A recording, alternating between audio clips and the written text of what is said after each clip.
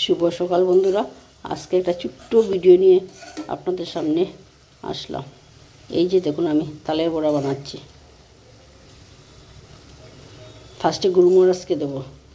আমাদের ঘরে যে কোনো সিজনেবল ফল আসলে প্রথমে গুলমরিচকে দিতে হয়।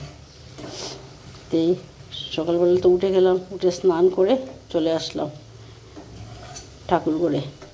এসে এই যে এগুলো বানাচ্ছি, বানিয়ে আগে গুলমরিচকে দিয়ে দেব, তারপর যা করার করবো আর কি।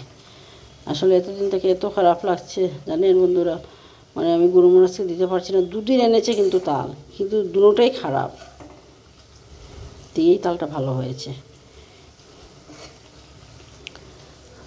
আসলে গুলমরিচকে না দিয়ে কিছু খাই না তো, আর খুব খারাপ লাগছে আমার, মানে কি বলবো। তো বন্ধুরা, আজকের আমার এই ভিডিওটা আপনাদের কীরকম লাগলো অবশ্যই বলবেন। Tata, by.